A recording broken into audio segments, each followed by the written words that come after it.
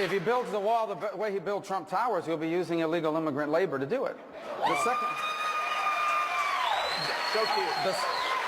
Such a cute soundbite. But no, it's not a soundbite. It's a fact. Yeah, Again, go online and Google it. Donald Trump, Polish workers. You'll see it. The second thing about the trade war, I don't understand, because your ties and the clothes you make is made in Mexico and in China. So you're going to be starting a trade war against your own ties and your own suits. All right. You know why? Because why don't you they make them in devalue America? their currencies. No. They devalue their currencies. Well, then make them in America. That makes it well, you don't know anything about business. You lose on make everything them in you America. Do. Let me just tell you.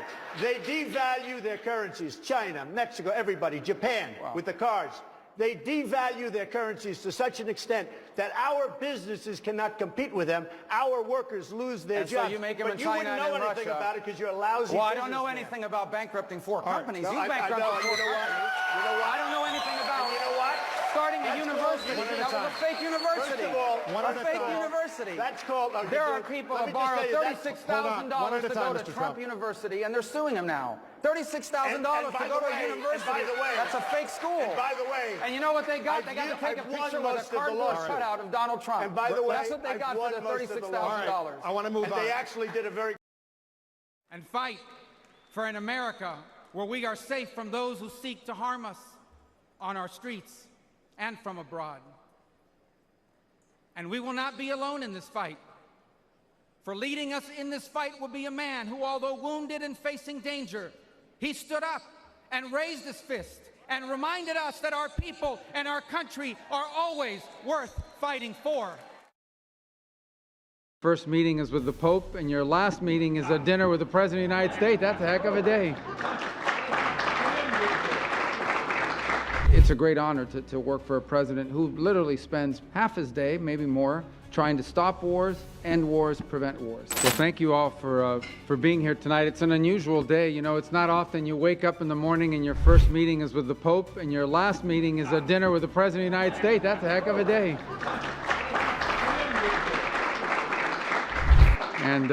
But it actually is an honor to be a part of this administration, Mr. President. It's actually a very unique situation. I don't know how many of you got to see the President's speech in Saudi Arabia. I think it will go down as one of the most profound foreign policy speeches in American history.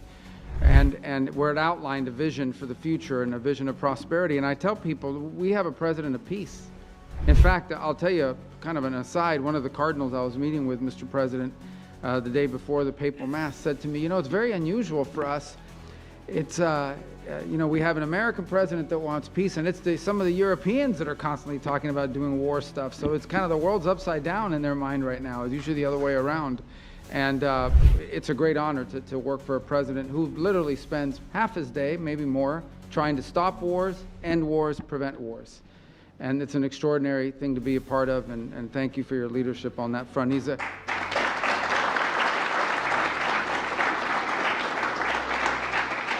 a key part of the speech he gave, and I just summarize it this way: our president is a builder, not a bomber. He wants to make things, he wants to build things, he wants people to have prosperity and to be happy. And frankly, he knows we have to have national defense because, of course, that's the world we live in.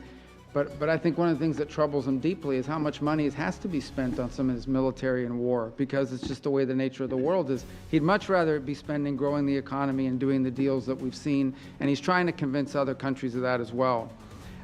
It's an honor to be a part of this tonight for a few moments because you have an opportunity here. You know, the Kennedy Center is a showcase of American excellence in arts and culture, and that's what it needs to be again.